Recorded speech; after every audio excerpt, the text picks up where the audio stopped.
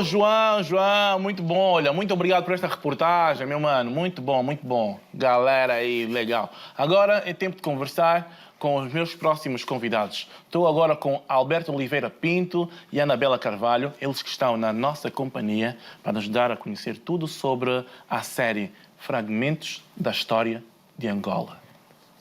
Sacou? Então vamos conhecê-los agora. Minhas senhoras e meus senhores, muito boa tarde, meus queridos. Boa Está tarde. tudo bem? Boa tarde, Carlos. Grande Alberto, está tudo bem? Tudo bem, Silvia. Mas já está aqui, já é de casa. É a terceira vez que aqui... Já é de casa, então o Alberto é de casa e está tudo bem. Sim, Seja bem-vindo. muito obrigado. Muito obrigado e também me sinto sempre bem recebido. E está em casa, está mesmo em casa. Anabela, está tudo bem? Tudo É ótimo. a primeira vez que vem? Aqui neste papel, sim. Agora Realmente fico no outro papel. Sim, às vezes vem no papel de agente. Sim, de apoio. Sim, agora a Anabela veio como responsável da comunicação da UCLA. Exatamente. Muito bom. Porque estou ligada aos fragmentos da história de Angola. Meus queridos, contem-me tudo, não me escondam nada. Fragmentos da História de Angola. O que é?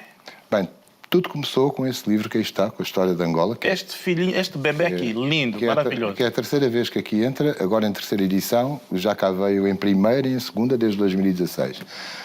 Portanto, mas em 2000, na viragem, 2017 para 2018, que era a editora, a doutora Cláudia Peixoto, do Mercado de Letras e Editores, que era eu próprio, tivemos um projeto de fazer um curso livre de História de Angola a partir da matéria desse livro. Apresentámos o projeto à UCLA, a UCLA mostrou-se entusiasmada desde o início e fizemos já duas sessões do curso, uma em 2018, outra em 2019, do curso livre História de Angola, aberto a qualquer interessado.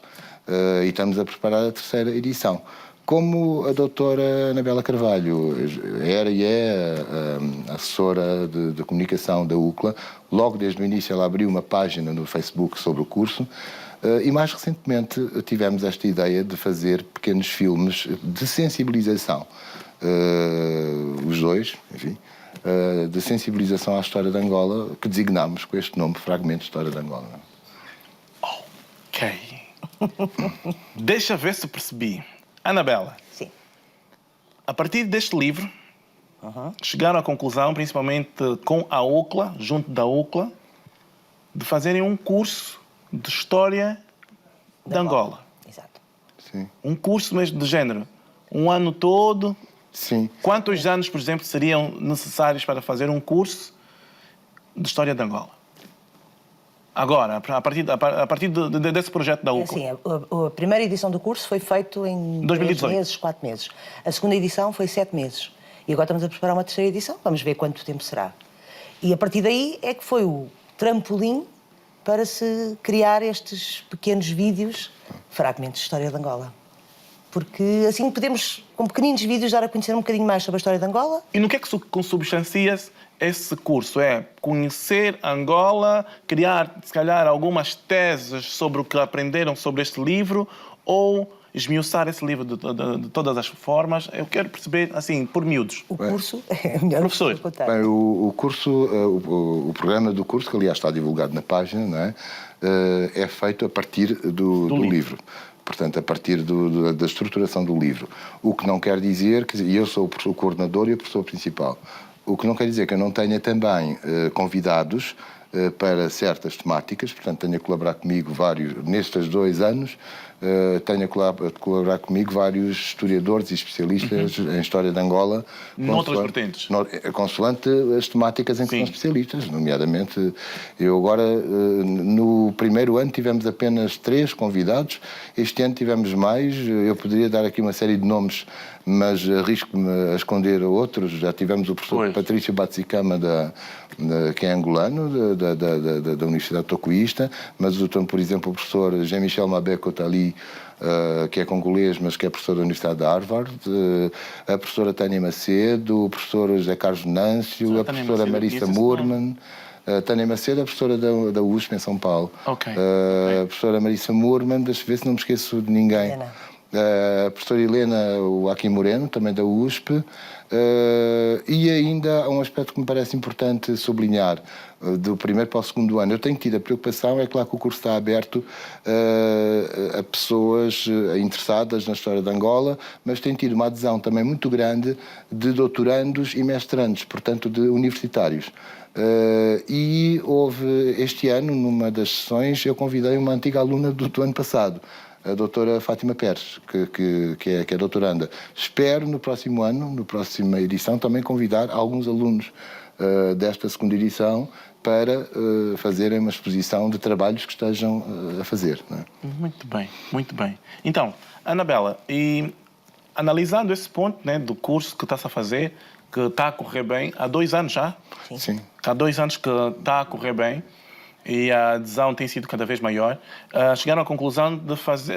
A adesão tem sido tão boa que mesmo nas redes sociais as pessoas querem saber um bocadinho mais. Sim. Então vocês chegaram à conclusão de fazerem filmes de 2 minutos. Criou-se a primeira página de Facebook, que é o curso Livre História de Angola, é exatamente o mesmo nome do curso e do livro. E, portanto, tem havido... É curioso que as pessoas colocam muitas questões lá no curso, na página do curso. Colocam muitas questões que eu remeto para o professor e o professor responde. É quase diário. Pessoas a perguntarem por datas marcantes de Angola, por pessoas, por personalidades... Que tipo de histórias se contam? Sim.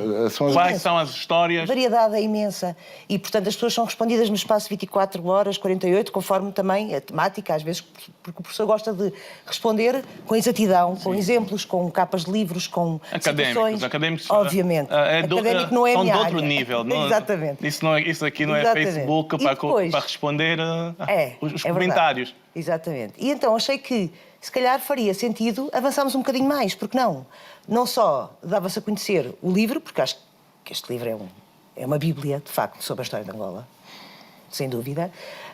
Dar-se também a conhecer um bocadinho o professor, falar-se também do curso, mais, até porque as pessoas querem aderir, de facto. Tem que perceber. E por que não dar a conhecer a jovens, a pessoas menos jovens, um bocadinho alguns momentos de história que são marcantes e que, obviamente, essa parte é o professor que escolhe. Eu simplesmente filmo. São filmes caseiros, muito caseiros, não tem técnica nenhuma, é uma coisa muito simples. Mas é uma coisa tão simples e tão natural que cativa. Desde o primeiro número, só saíram 3 até agora, desde o primeiro que houve logo adesão, que as pessoas começaram logo a dizer que giro, é curioso, isto é bom para os jovens, isto é bom para as pessoas saberem. E é um bocadinho esse lado que nós queremos chamar a atenção. E daí o nome Fragmentos da História de Angola, porque são pequeninos vídeos, 2 minutos e meio, 3 minutos. Uma coisa muito curta, muito objetiva. E pronto, são momentos que são importantes as pessoas irem sabendo. Fragmentos. São fragmentos. Foi o nome que nós escolhemos em conjunto, portanto é giro. E de um momento para o outro. Foi de um momento para o outro. Professor, e a história de Angola, no caso, a história de Angola, que está contada nesse livro, data de que década? Bem, como está aí nesse subtítulo, desde a pré-história ao início do século XXI. Desde a pré-história?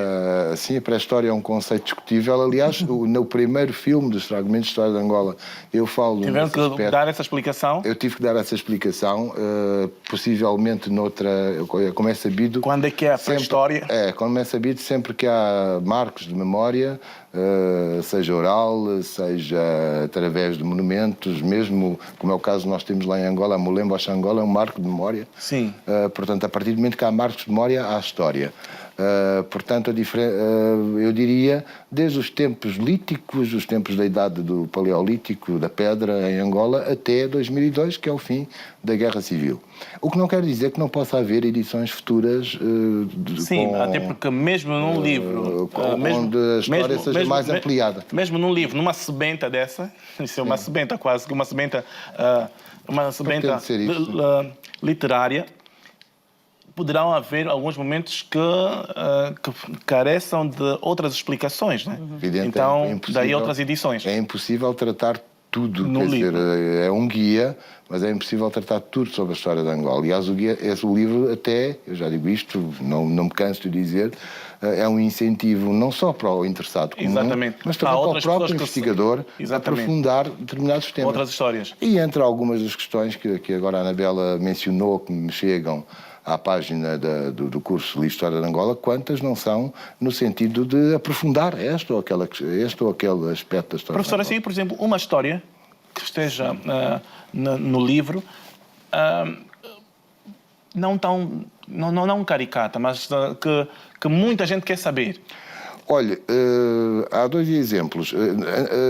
Quando o livro saiu, inicialmente, a tendência do leitor até estava preocupado com os últimos 100 anos da história de Angola. Últimos 100 anos? O que é que aconteceu nos últimos 100 anos? Era, e sobretudo com a história política. Sim. E com a história independentista. Deixa-me, desculpe que lhe corte, mas é uma coisa muito importante. As pessoas confundem muito a história de Angola com a história política. Apesar de que a história de Angola tem muito de política, mas a história de Angola não é só política. É só política. Este livro... Há uma história social, há uma história cultural, há uma história de vivência mesmo. Aliás, eu sou um historiador da escola, justamente, da história cultural, daquilo que se chama a história cultural. Exato. Portanto, da história das representações. Exatamente. Nomeadamente as representações coloniais, que são incontornáveis na história de Angola. Incontornáveis nas histórias da África. E outras. Desde 1885. Exatamente. Até antes, talvez um pouco antes. E outras. Já discutiam a questão África, né? A África, como é que é o homem africano. Aliás, em 1885 foi só, pura e simplesmente, a partilha da África. Exatamente. Foi só a partilha. Com a Conferência de Berlim. Exatamente. A Conferência de Berlim veio só fazer a partilha, mas já havia ocupações em África sem as autorizações depois dadas. A conferência, antes já havia a corrida à África, não é? A Conferência de Berlim de 1885 veio legitimar juridicamente no direito internacional europeu a partilha da África. No entanto, as representações coloniais, a meu ver, são bem anteriores, mas ficaram em Angola. Mas há outras representações. Por exemplo, eu tive a preocupação em várias partes deste livro em mostrar, em falar da música angolana, de clássicos da música angolana, Liceu Vieira Dias, por exemplo. E os Ngola Ritmos. Falar de Angola e não falar do Liceu Vieira Dias, Liceu. Os Ngola Ritmos já são históricos, não é? Mas o que eu tenho achado interessante agora, já nos últimos tempos, é que começam a aparecer questões sobre personagens e factos mais recuados, mais remotos, nomeadamente a Rainha Ginga, por exemplo. A Rainha Ginga tem estado a ser muito utilizada em certos meios como uma lutadora. Ela era a rainha do reino do Ndongo e da Matamba, não é? Quando ele fez uma aliança com o Jaga da Matamba. E foi uma grande estadista, defendendo os seus interesses do seu povo. Agora, chamar a Rainha Ginga, como eu já vi várias pessoas chamarem, depois foi questões nesse sentido. Sim. E alguns organismos internacionais que eu já vi chamarem a Rainha Ginga uma libertadora dos escravos, quando ela própria utilizava... O interesse principal da Rainha Ginga era controlar o comércio ao longo do corredor do Kwanza. E a principal mercadoria era o escravo. Chamar a Rainha Ginga uma libertadora de escravos, uma abolicionista, é aberrante. E, portanto, muitas perguntas que me chegam andam à volta de questões como esta, por exemplo. E nisso entra a Anabela a fazer vídeos, né? A fazerem parte de uma equipa, fazerem vídeos e divulgar essa história em 2, 3 minutos, em fragmentos da história de Angola, no YouTube e Facebook, ou só no Facebook? Não, YouTube e Facebook. Na página do professor... Do YouTube. Tem uma página do YouTube. E na página na página do curso. É um serviço público. Claro que é. Interesse gigantesco. Alguém o disse. E a UCLA faz muito esse papel. A União das Cidades Capitais de Língua Portuguesa, prefiro especificar o que é a UCLA, porque há muitas pessoas que não sabem. Sim, tem. União das Cidades Capitais... União das Cidades Capitais de Língua Oficial Portuguesa. Não, é de língua portuguesa. Nos estatutos, nós... É assim, é União das Cidades Capitais de Língua Afro-Américo-Asiática, nos estatutos, só que para não ser esta designação tão grande, pusemos a União das Cidades Capitais de Língua Portuguesa. Está nos estatutos da UCLA. Que nós já somos... Então as cidades capitais são, pura e simplesmente, as capitais dos países palopes? Sim. Ok. Ou então cidades que, pela sua importância, tiveram... porque nós temos vários estatutos de cidades membros... Ok. Percebendo só essa questão aqui, já que estou aqui com o professor também. Professor, por que meter as cidades capitais como as cidades capitais palopes da língua portuguesa, quando que, em algumas capitais de cidades palopes, não têm tanta a força que têm as outras províncias na utilização da língua portuguesa? Eu reparo, eu sou um amigo e um colaborador da UCLA, mas eu não faço parte dos quadros da UCLA, portanto, o critério não é meu. Eu colaboro com a UCLA na qualidade de historiador e de... Não, mas essa questão é mesmo, enquanto historiador, professor, enquanto conhecedor dessa matéria. Eu tenho uma opinião pessoal a esse respeito. Eu acho que as cidades, uma cidade tem que ter, para capital ou não, mas para que seja contemplada, seja pela UCLA ou seja por outro organismo, uma cidade tem que ter história, tem que ter histórica. Há um caso que eu acho escandaloso, uma vez que me pergunta a minha opinião, que é a cidade do Quilamba, que está na UCLA, em contrapartida há outras cidades históricas que não estão. Quando o meu caro amigo e compatriota sabe perfeitamente... Não é verdade. Quilamba, é verdade isso, professor? Foi como disseram. Está o Quilamba como uma cidade capital de língua portuguesa. Não como capital, não. Uma das cidades de língua portuguesa. O Quilamba nem sequer é uma cidade. O Quilamba é um bairro. O Quilamba é um bairro, é como o bairro alto. É Santo António dos Cavaleiros. Foi criado ontem. Sim, criado ontem, a UCLA tem vários tipos de membros. Okay. Tem membros que, ou pela importância que têm, ou pela história que têm, ou por uma série de fatores, nos colocam a questão... Talvez o Quilamba, no máximo, tenha a ver com a demografia. No máximo. Mas isto nós temos cidades de todo o género. Mas isto é a minha opinião pessoal. Não tem a ver com a UCLA. Sim. Não tem nada a ver. Em contrapartida, há outras cidades históricas que, de facto, a UCLA contempla. Sim. Não, é que soltou-me à vista a questão da designação, o facto de ter cidades capitais de língua portuguesa, uma vez que muitas das capitais, por exemplo, de países de língua oficial portuguesa, não são representativos propriamente a nível da língua portuguesa. Tem outras menores que são muito mais fortes. Sim. A questão de meter a cidade capital e desvalorizar as outras cidades, como, por exemplo, a Huila. O professor esteve na Huila. Sim, a Huila é a cidade do conhecimento. O Lubango é a minha segunda cidade, era a cidade onde eu passava férias quando era criança e, por acaso, até foi a cidade que me acolheu, a primeira cidade angolana a acolher este meu livro. Este livro. Eu fui convidado o ano passado, em 2018, pela doutora Soraya Santos, a diretora do Museu Regional da Huila. Do museu. E eu fiz uma apresentação deste livro lá. Aliás, em concomitância, a página do curso de História na Angola seguiu a minha viagem. A doutora Anabela, inclusive, publicou fotografias do evento na Huila. E foi efetivamente a primeira cidade que acolheu a esta história da Angola. Está a ver essas questões. É que a cidade capital, o interesse mas o Lubango, e às vezes a própria necessidade deles nem mostram. Na altura achei curioso, já agora isto é uma mera curiosidade, eu achei curioso, perguntei, julgo que a doutora Anabel, se o Lubango estava contemplado na UCLA, creio que não. Não é cidade da UCLA, não. Não é. E o Lubango é uma grande cidade, histórica. No entanto, o Lubango, em Angola, Lubango, Huila, Huambo e Benguela são das cidades mais fortes a nível da língua portuguesa. Ou pelo menos do conhecimento, a nível académico. A questão de Luanda é mais demográfica, neste momento, no caso de Angola, isto é a minha opinião, que vou a Angola com muita frequência e tenho acompanhado a Angola contemporânea. Fora o caso de Luanda, que é a minha cidade, é a minha mãe, mas pronto, é aquela monstruosidade que a gente vê hoje. Eu acho que grandes cidades atualmente a seguir a Luanda é Lubito e Lubango. Exato. O que não quer dizer que não haja outras cidades com passado histórico em Angola que merecem ser contempladas, nomeadamente Benguela, Banza-Congo, por exemplo. Huambo. Banza-Congo, entretanto, já é património mundial da humanidade, felizmente. E muitas outras cidades, não é? Isso só estamos a falar de Angola, mas o resto da UCLA, a nível dos Palopes, cada um deve ter sempre o seu quê o seu quê da questão. Muito bom.